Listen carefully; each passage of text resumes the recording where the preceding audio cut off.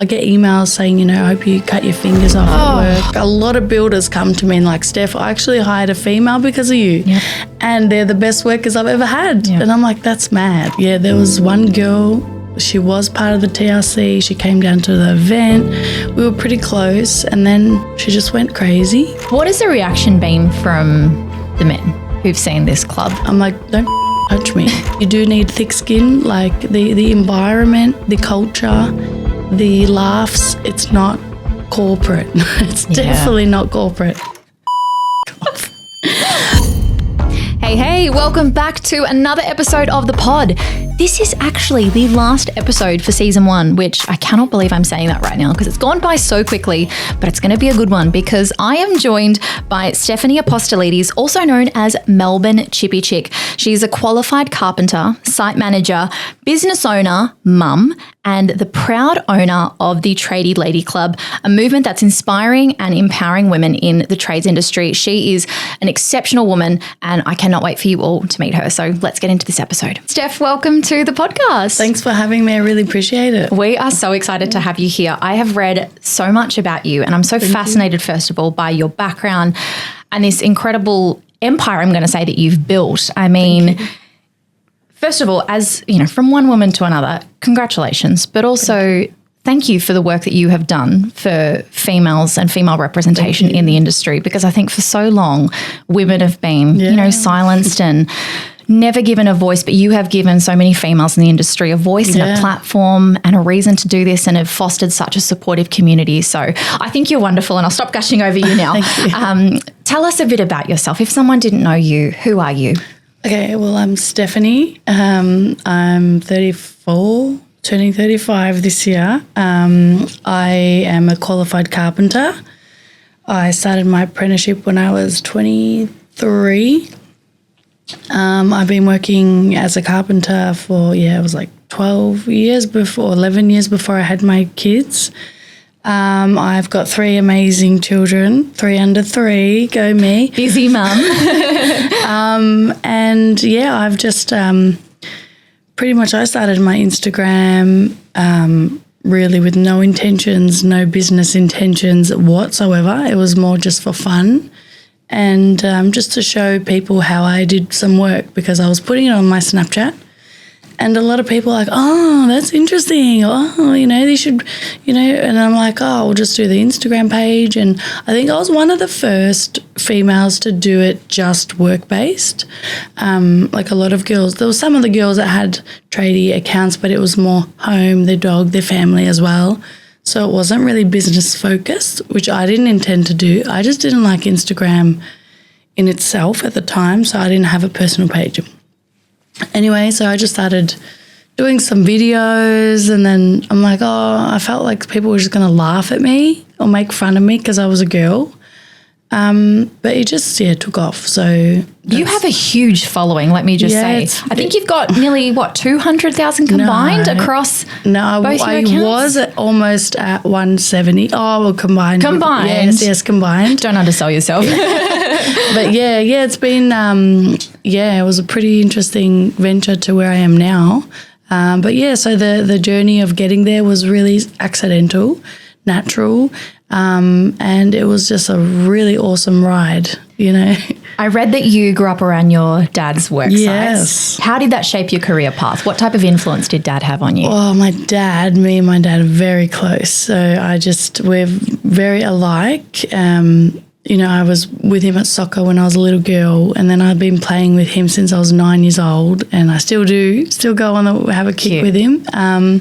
So we're just like very close, inseparable, and I just used to go to see his work, go to see him at work, and he'd explain things to me, and it was very interesting. I was just like, that's awesome. And, to explain each step of creating something, and then I'd go every couple of days or once a week and see the progress. And it was something that interested me. So he has a really, really big influence on me, and his time and patience that he has for me and how he taught me is just incredible. Like being a mum now, I'm just like, then I think of that patience he had to actually teach me, put his heart and soul into me. So I love that your dad actually taught you and took you through the process. Yeah. I think that, you know, some men, and I shouldn't generalize, but they would just assume that it was something that you may not be interested in. And so it would just be like, you know, I'll do it, just pass me a tool, for example, or something. But for him to actually take you through and to nurture you and guide you, I think is really special. He believes in me. He knows who I was, what I'm capable of. I'm very hard-headed. I'm very strong, confident. So, you know, for him to, I don't think he didn't really put me against it or make me feel any sort of way. He was just like, I said, Dad, I want to be a builder, right? And he goes, okay, well, if you want to be a builder, you have to learn a trade. You can't just go to uni, do a course and be a builder, because you have to walk on site and know everything, know what you're talking about, know and be able to tell somebody, do it this way, and then also reply to them and say, this is how you do it, and show them, rather than not know what you're doing, have a bit of a uni background, no offense, but you got to know everything. And as a builder, you know every trade, not just carpentry. So I was taught from a builder's perspective, not just a chippy. So I know a lot about the actual build, the process of the build, the plumbing, the electrical, the plastering, everything. Wow. You know, so I could build a house like that easy. You know, for me, very easy. Like each process, each trade needed, permits, everything, contracts. So. I can't even put a screw in the wall, let alone build a house. So I'm just I'd so love impressed. to teach. You know what? That's what I wanted to do. I wanted to do like a sort of hands-on tutorial thing. Yeah, but add that to my list.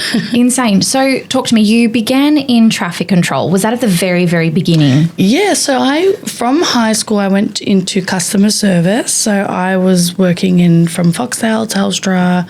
I ended up Star Trek Express. So I liked talking. Yeah. I loved talking. I had a great voice, not like at the moment. I got a bad voice. But anyway, and then I just really got sick of being indoors for all day. Like you'd go in the morning and you'd come out and it's dark and I'm just like, what is this life? Stuck in the four walls. I work a corporate job, so I get it. I often say that too. Horrible. And it was a call centre environment as well. So it was just, I remember pretending I was doing some course and I had to like only work 4 hours a day because I couldn't handle being inside for that long. So I ended up just leaving. I think my sister and her friend were doing traffic control at the time and I was like, you know what? Why not? Let's give this a shot. And I loved it. Get up, we're like traveling to work at 4 a.m. It was dark, you get to site, everyone's there, like it was just awesome. I loved that. I loved being outside. I loved having different destinations, a new like challenge rather than phone calls. And, you know, I loved challenging myself, feeling accomplished, like you've finished the day and you've accomplished something. So having my hands on, I enjoyed it. And from then, that's when my uncle actually mentioned it. He's like, why don't you do an apprenticeship with your dad? And I was like, I didn't really think, toward it. But then that's when I went to my dad and I said, Dad, I want to be a builder. And then he goes, well, you have to do a trade first. So, yeah, carpentry it was. Was there many women No. in the industry when you started out? No one. Nah. When I was at trade school, I think there was one other girl in the whole trade school that I saw randomly like once or twice. But there was nobody. So when I started, I was quite young as well. And I just remember feeling, am I doing the wrong thing? Are they going to take me seriously when I am at work? Like, I just felt that all the time until I really knew my stuff, until I was on the tools, I was confident and I knew exactly what I was doing. And when people would come to site, I'd be the person to come to and I would answer the questions and I would tell them what to do. And obviously they're men. So it was good. Like toward the end, I felt good, confident, but at the start it was a hard journey. Even being at trade school, those young boys and I was going to say, what was that like? How were they towards you? How did they behave? What was the sort of commentary you would get? The young boys, so you can just imagine, so whistling and stuff like that, and I'd tell them to get lost. Good on you. And the teachers would come out here screaming, and I'm like that, tell them, and then they'd get in trouble. Like, it's not nice. And just because I'm a girl, who cares? Get over it. But it was hard at the start. I'm very good at just jumping into new environments. So for me, I was okay. Like I played soccer since I was 9 with all boys, just boys. And I focus on what I'm doing and I don't really worry about anything around me. So if I'm focused on one thing, I'm there to do something. I don't worry about who's around me, what's around me. I just focus on the one thing. So that's what I did. And then I formed a little group of mates in my class. So I just used to walk around with them, and then they were like sort of like my brothers, like they protected me, and I just hang around them. And I still talk to a lot of them today. They've got kids of their own and we're all grown up sort of. Yeah, so it was good, hard, challenging, but nothing good comes easy. So you got to go through the hard yards to get somewhere you love. For sure. I think, the latest stats, I think there's about 3% of women in the trade workforce, which is so low. Yeah, but it started. We are seeing an increase though, right? Which is great. I think there's about an 80% increase now in women who are learning a trade or are training as an apprentice. How does that make you feel? Amazing. Yeah. Because I remember when we first started, it was like 1 or 2. And a lot of people say it's because of you, because of the Tradie Lady Club. Yeah. Because there's a lot of girls that have done it. Yes, there are. Before me, whatever, yes, there are. But to have a voice and to have an audience and to have a platform created that can then show everybody how many girls there are and to do events so we're all there. There's like 300 girls there that are tradies. The Tradie Lady Club's got almost 2,000 members. Like they're qualified tradeswomen. It's huge. Yeah. It's big and it's getting bigger. And there's people buying, merch overseas in America, Brazil. Like it's a big movement. And I think a lot of companies have jumped on board, master builders, HIA, and then there's actually now a quota to have some women in your employment, like in commercial. Oh, really? Yeah, so they've all got quotas where they have to have a percentage of women hired across the roles. So, yeah. Does that include like on-site roles and also so office? there'd be different sections, but so it's a really good aspect now. Wow. Not just, it's a girl, don't worry, because a lot of people think that way. And it's not until you actually hire a female that you know how good they are. And some of the, like a lot of builders come to me and like, Stef, I actually hired a female because of you. Yep. And they're the best workers I've ever had. Yep. And I'm like, that's mad. Like, absolutely. That's what I want. That's what I get from what I do. That, and also some girls are just like, Stef, you've changed my life. Like even just being a part of the TLC, meeting the girls I've met and having friends, they've been friends for the last, 5-6 years. Just because they're tradies and they wouldn't have met each other otherwise, So it's just, it has changed a lot. It's really woken a lot of people up just seeing that we've come together and that there are a lot of us. You have created such a supportive and strong community of women, and I've read some of the testimonials from women who are part of the Tradie Lady Club, and I actually wanted to share a few with our listeners. Thank you. Someone said, Tradie Lady Club has shown me that women can support one another without jealousy or being nasty. Yes. Someone else said, the instant feeling of being involved was that of support and community.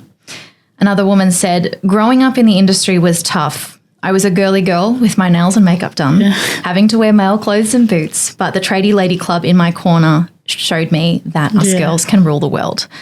And another woman said it pushed me out of my comfort zone and gave me the courage to move forward. How do you feel when you hear these comments, knowing that you were at the helm of this? You created this. Yeah. It's hard to believe.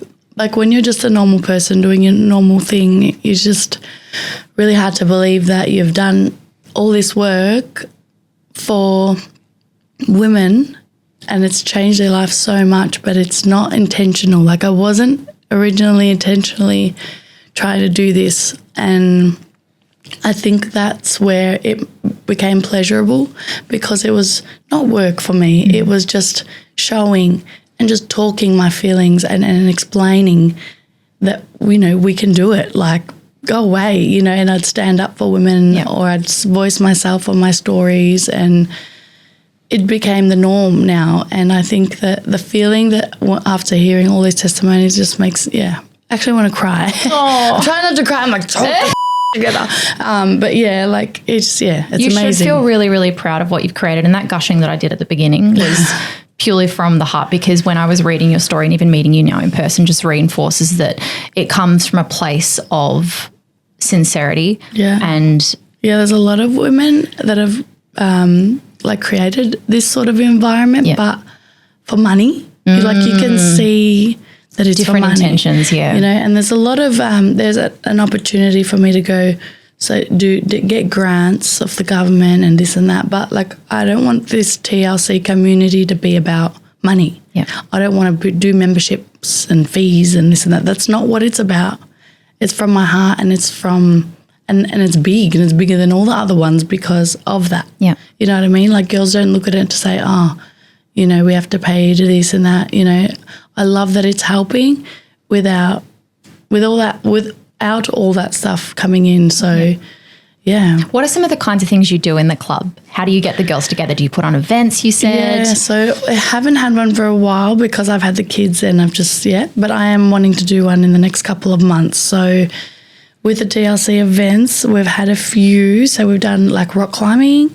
Fun. Yeah, then we go out for dinner and drinks. Cute. That ended up very messy. Very messy, but very memorable. What else have we done? We've held events at Sydney Tools. So we had like massive like tents set up. The tool brands would come in. We had demos. We'd have like heaps of other companies that wanted to jump in and just promote their stuff as well, which was awesome. And we had giveaways, games, just people coming, meeting each other, barbecue. We had one soccer. Oh my God.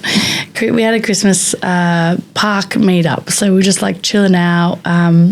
We had barbecue and we bought those blow up soccer balls. When you go the inside. big ones. I love those. Oh my God. It was the funniest thing. Were you girls running into each other? It was just awesome. Like, and that actually, when she made that comment, that automatic feeling of being, it's like they're your sisters straight away.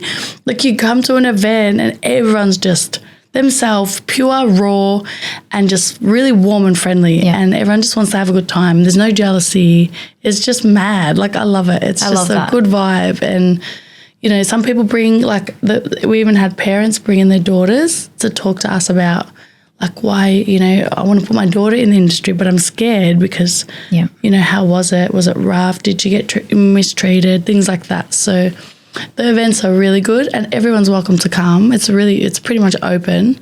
But it's really good and I love doing it. I have to do one more this year. Watch this space. Anyone listening to this podcast, there's an event coming up. Yeah, and I will promote it on my Instagram, the Tradie Lady Club Instagram.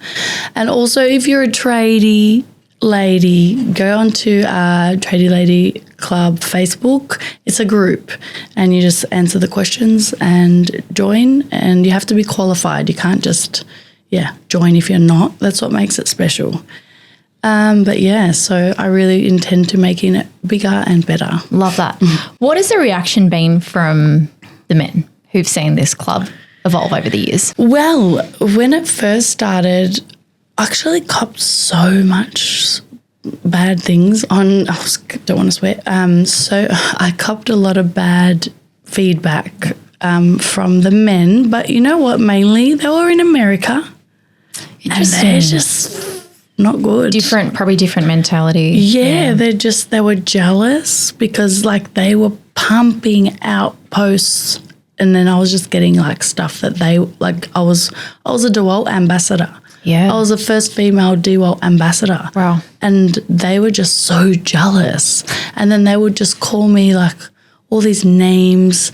They'd say that and then they'd make fake pages about me and really abuse me. Yeah, I get emails saying, I hope you cut your fingers off at work. Like I cop so much, but now I literally don't even care anymore. I was going to say, you've probably gotten to a stage now where it's just doesn't even faze you. Did you have any moments though throughout your career and journey where it got to you? Yeah. There was one girl. She was part of the TLC. She came down to the event. We were pretty close, and then she just went crazy and just was on her story, just bad-mouthing a lot of the girls, bad-mouthing the club. They're like, it's a cult and this and that. And they were just like, I'm like, just relax. Like, we're a club, you know, we're not doing anything. But yeah, I've copped a lot of slack from it at the start, especially because it was really taking off. It took off really fast. So myself and the club was just taking off. And it was, it cops a lot of slack. Just like anything, when it starts getting bigger, people sort of come in and start to put in their opinions without knowing you, without knowing who you are. It was mainly those people. But yeah, I just moved on. And I think as it grows exponentially too, there's more eyeballs on it, more attention in the media, things like that. Did you guys get any media pickup? Yeah. We've been on the Current Affair. We've been on Channel 9 News twice. And that was through eWit as well. eWit's another group. They do, I think, like a week where they can fit in a day of each trade to show women what it's like a sort of apprenticeship, but it's specialised to their company. So is that for them to get a taste of what? Yeah, so some girls before they want to be in the industry, but they don't know anything. So they, I don't know exactly how it works, but they have a day per trade and they'll take them to the plumbing, maybe to Reese, show them a few things, show them the equipment, blah, blah, blah, have hands on. And the next day they'll do electrical, carpentry, welding. So yeah, that was pretty cool. So they had a few media pieces with us, with the Tradie Lady Club. So we have, I think, 3 or 4 times we've been on TV, and a lot in the newspapers and things like that as well. Yeah. You mentioned in an interview back in 2016 that you wanted to be the face of all females in the industry. Yeah, would you say that that's true today? Yes. You know, I was watching that video and I'm like, where did I even get that from? Like, I was like, it's like I said it as if I knew what was happening. It was so weird. I'm like, hey, we're women. We've got gut instincts, right? Oh my God. I was like, how did I know that? Like, anyway, it was just crazy. But yeah, I wanted to do it and I did it. It was just crazy. Yeah. What would you put that down to? I mean, you strike me as someone who is very determined. And as you said, when you put your mind to something, you can achieve it. Yeah, I feel like my personality is very protective. I'm very protective over people that aren't so strong themselves. So like my friend I've known since high school, she's like, you were like my big sister. You know, you always protected me and I protected a lot of other girls. So I feel that I wanted to make a stance and I could take the hits for a lot of the girls. So I wanted to make that change because I felt that I was that sort of person that could do it in a good way.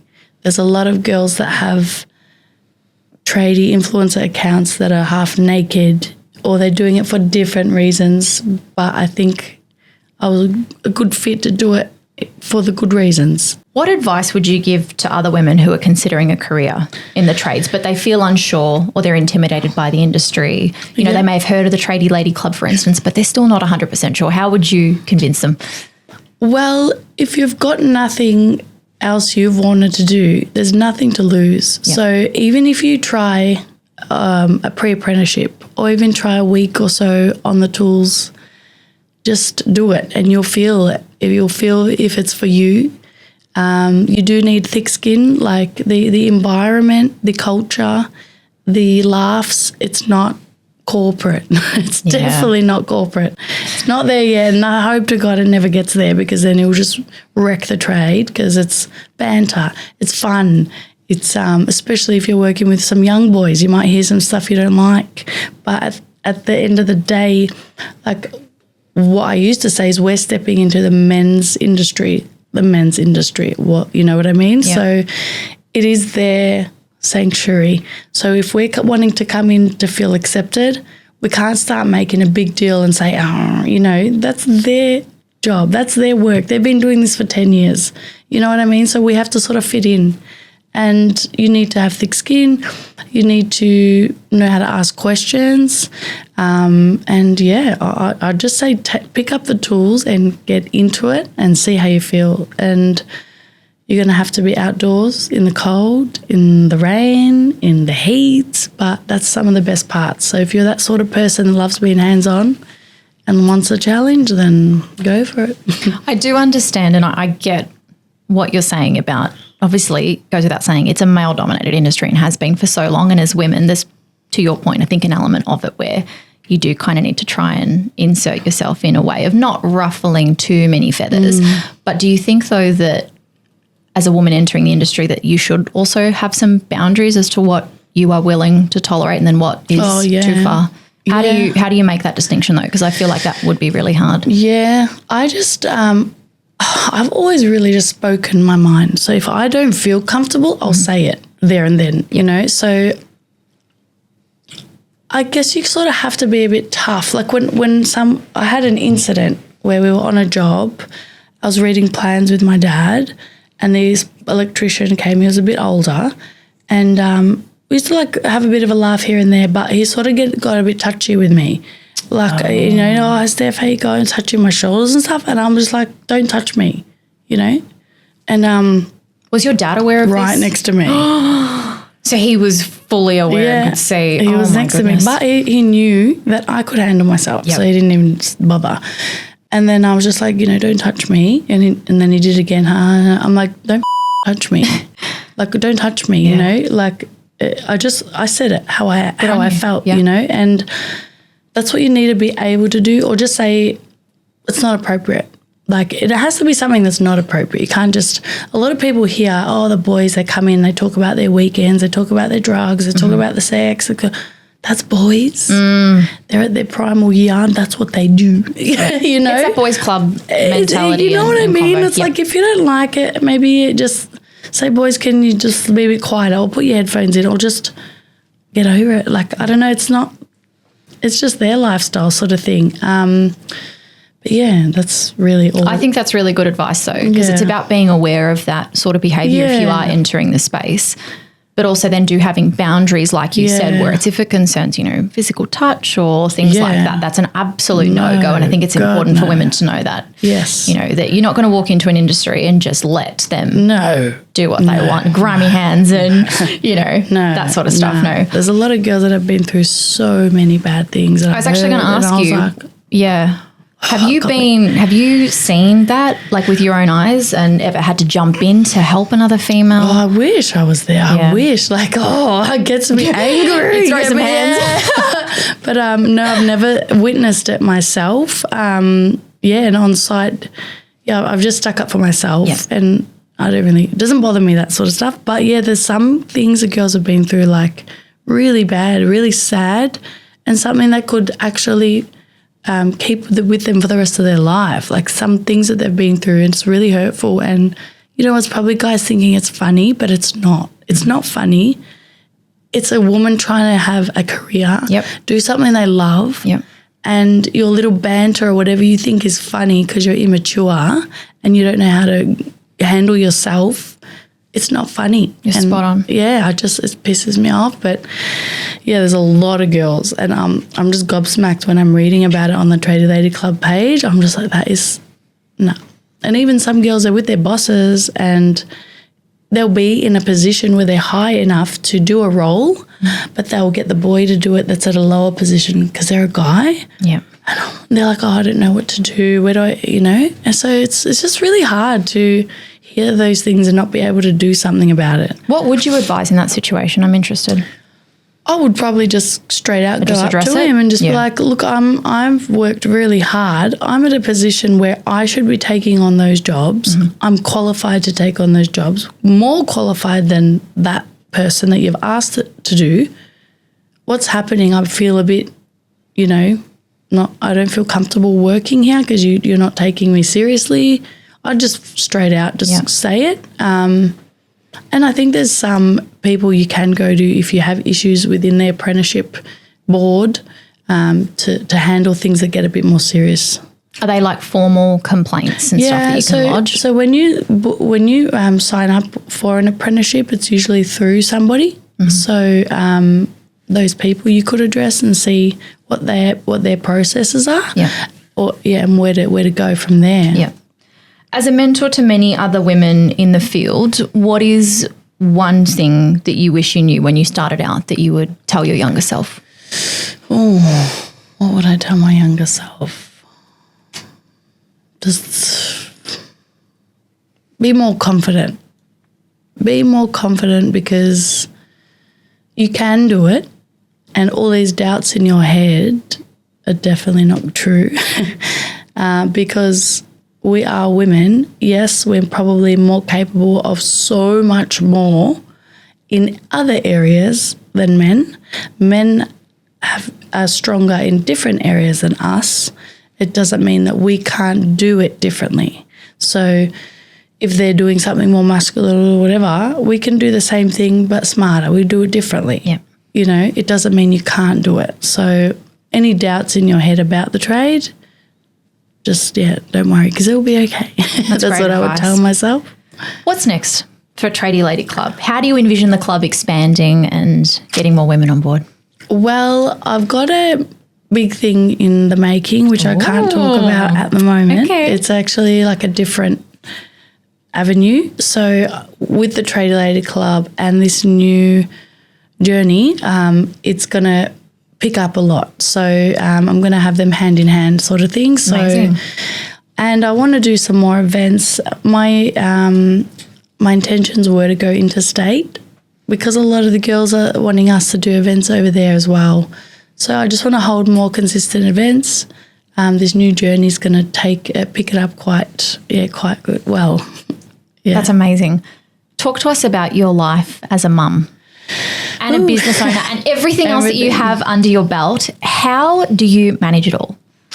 Well, some days really good and some days really not so good, just like any other human. Life can get hard. It's the days I have with them at daycare, I can switch off a bit and get into work. But then once it's home time, you have to switch off and be a mum. Yeah.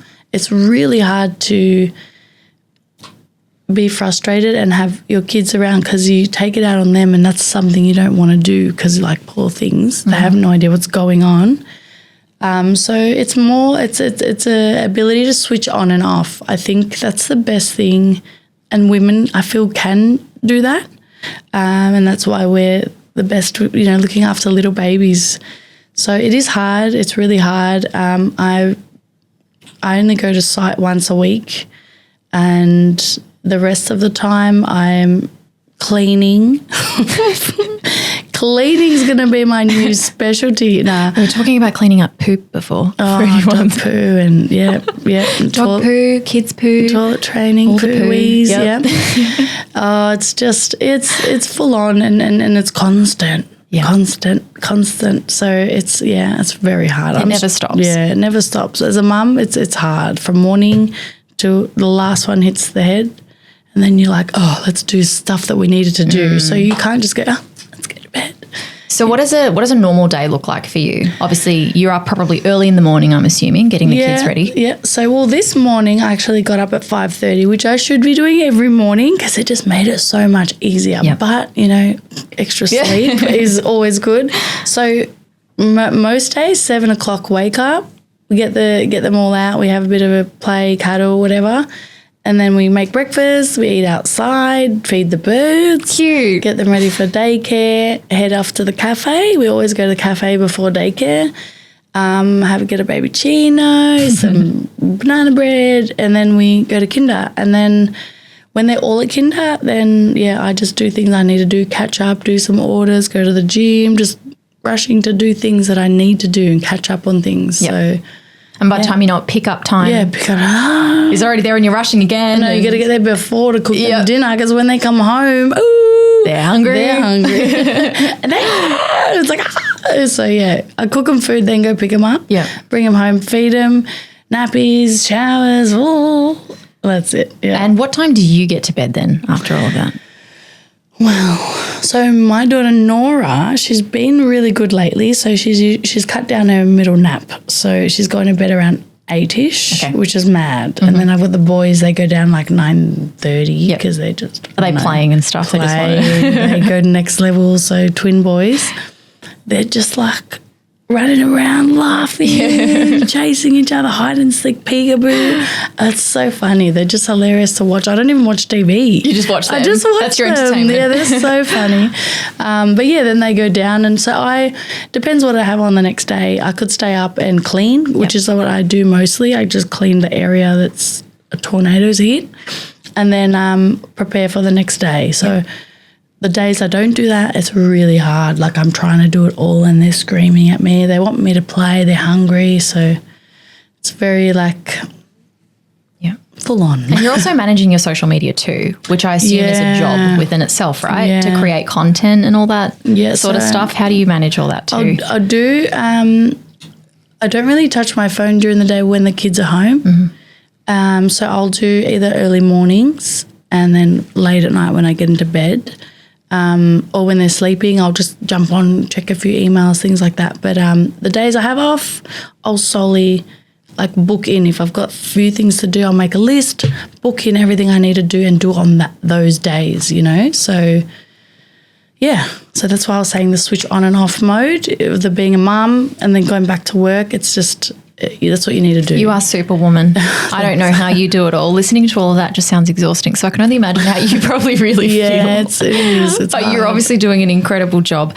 I want to ask you, raising 3 kids, right?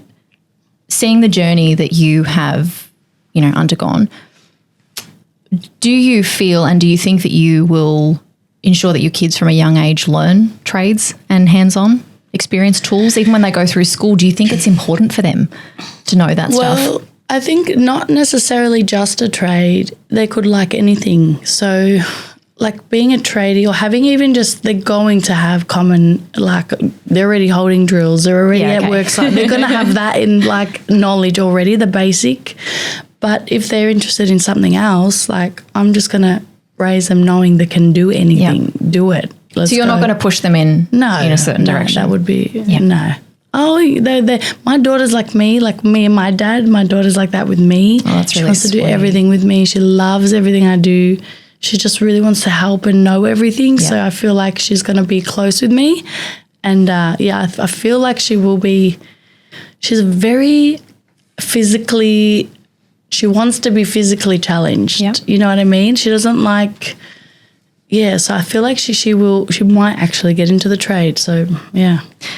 I know obviously that you are quite active on socials and you post a lot. Mm-hmm. I read a post recently where you said that, people online love your honesty and your rawness. Do you get a lot of criticism from people online? Not anymore. I used to, yeah. Not anymore, really. Just about things that Karens would be watching. And the Karens. Seatbelts twisted. Yeah. Shut up. Fucking hell. I struggled to get him in for 5 minutes. I'm going to untwist this. Just get in. Do you ever respond to comments or is it literally just a block? Oh, thanks. That's really good to know. Oh, so you just try and pacify them. I'm like, thanks, thanks for that. You're good. I'm not going to be like, I'll just say, that's actually great. Thank you for telling me. Have you always been like that? Yeah.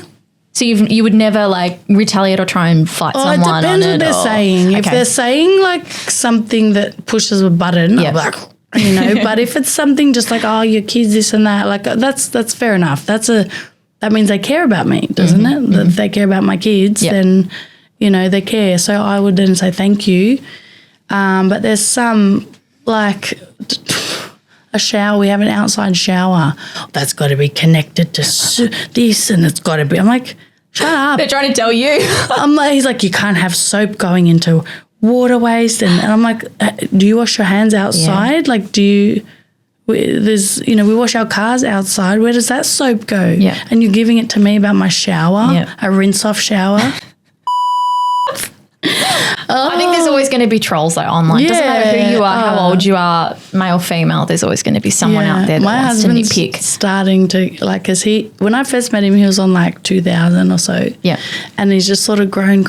And his sister works full-time doing his social media. Okay, yeah. So he's grown a lot. He's on 50,000 now. So what does your husband do? He's a concreter. Oh, yeah. Okay. So he's concrete city construction. So he does high-end, he does commercial, he does architectural concrete. So amazing. Yeah, he does a lot of awesome work. Yeah. So his account's getting bigger and all the trolls are coming out. That's when I go on there and I'm like, do you come to his defense? Yeah, because the people that own the account, they don't show, they don't want to even show that they care. Yeah. So I'm just like, this guy does this and he works this many, they're like, oh, he doesn't know what he's doing. I'm like, bro. And you're there in the background, just going to tell him. Look, he doesn't know what he's doing. Look at his page. It shows you every minute he's on the tools pouring, But yeah, it's a cruel world out there. And you know what? It's getting so vicious. It's getting worse, isn't it? I'm so scared for my daughter, to go through even the bullying. Just the kids of 14 to 16 robbing houses. Yep. The world's just turning. Do your little ones have phones or iPads and stuff? No way. No way. I'm never on my phone near them. Yeah. I'm never on my phone. Noddy is, my husband, because he's working, quoting, invoicing. So sometimes I hate it because he's like, so go to your office because I'd rather him be. Do you want him to be away from the kids? Yeah. Or just while he's on the phone, because I don't want them to always see. I'd rather him, I'm working, I'm on my laptop in the zone working rather than at the TV where we are all together and they're like, daddy this, daddy that, and on the phone, So he is working. He runs a very successful business and he does it on his own. So you can't always say, get off your phone. It's like, so who's going to organise the concrete for tomorrow? Who's going to organise the mesh, the labourers, the pumpy, It's like, Yeah. We have a closing tradition on the podcast where every guest has to do a round of rapid fire Q&A questions. Okay. Are you ready? Oh, I don't know if I'm ready, but just hit me with it. That's how I live my life. Question number 1. What is one misconception people have about being a tradie? Oh, it's always fun. Okay. It's not always fun. It looks fun. But it's hard. Yep. It's hard because you need to get technical. Sometimes you need to pick yourself up if you've got the monthlies or you've got headaches or whatever. You just have to get up and get out in the cold and do it. So, I know us females have to manage a few extra steps there, don't we? Are you a morning person or a night owl? Morning. Morning person. Always been a morning. Always. What is your go-to comfort food? Chocolate. What type of chocolate though? Are we talking milk, dark, white? What are you into? Well, my favourite flavour of chocolate is the Kinder. Kinder's the actual egg. With a little toy inside. Yeah, I didn't like that. I just chucked it in the chocolate. Literally, and just normal Cadbury chocolate too, Yeah. If you could have any superpower, what would it be? To fly. Yeah, I'd love to fly. Where would you fly to? Oh, anywhere. Anywhere. Just fly, Greece, go to the islands. Oh, yes. Yeah. Absolutely. Would love to be on the islands right now. Sipping a frappe. Love a frappe, huh? We were just bonding before everyone because we're actually both half Greek, half Italian, which is insane. Because normally I meet people that are Greek or just half Italian, Greek, but we're actually both. Yes. Which is incredible. This ties into the next question. What is your dream vacation? Beach, city, farm, or mountains? Beach. You're a beach girl. 100% beach. Okay. Love the beach. What is one thing you can't live without? An object? Can be anything. Oh, I couldn't live without my kids and my husband, obviously. Yep. But something, I love yogurt. Yogurt? That's so random. I've got this obsession with yogurt. I can't have... Sorry, that's really funny. Yogurt. Greek yogurt. No. Yogurt I've had an addiction since I was pregnant and then I literally buy those big tubs because I just... Of what yogurt though? Are we talking Chobani, Greek yogurt? What do you like? Greek yogurt, yeah. Oh, Greek you're funny. Yogurt. I love it. Hilarious. What is your go-to karaoke song? Oh, there's a few. I love Eminem. Okay. So you can rap? Yeah. Do you want to give us a few bars now? God. Come on. No way. I could. No, there's a lot of swearing. We're not allowed to swear on here, are we? See, I was going to have a fun time. Beep, beep, beep, beep, beep. That one. If you could steal any celebrity's wardrobe, who would it be? Ooh. Chris Brown. He's got cool style, doesn't he? He's got awesome. He's got really cool style. That's actually a really good one. What is your favourite way to spend a weekend? Beach. Yep. Or even a pool, holidaying, chilling out. I like relaxing. I'm really like more of a chill girl. Your life is so busy though anyway, so I feel like those moments where you get just downtime are probably really special. I love nature. I love, beaches. Yep. I love parks, grass, trees. I just love being grounded, I like being around that sort of stuff. And the final question, what's something that always makes you smile? Oh, I swear all I'm thinking about is my kids now. As a mum, you're like, my kids. But something other than that, I think dancing and music is just always makes me happy. So even if I'm down, I'll just chuck on some music. Bust a move. Do the kids get in and dance with you too? Yeah. Cute. Oh, they're great dancers. You should see that. every time there's some beat on.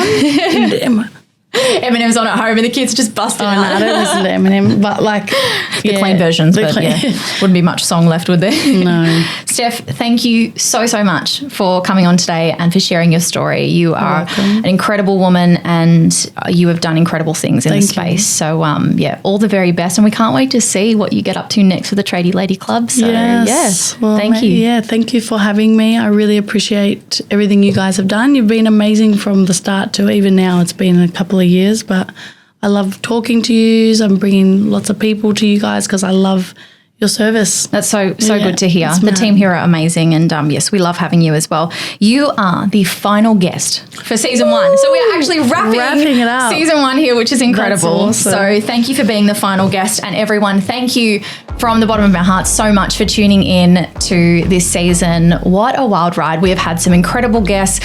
We've spoken about some pretty crazy things on this season, and we're not stopping here because season 2, guys, will be coming very shortly. So keep an eye out on our socials. Make sure you're following us on all our pages at Smile the Makeover Scoop. And thank you as well for listening to me every week, and talk to people. So it's been an incredible season. And can't wait to see you guys for season 2. So that's a wrap. We'll catch you next time.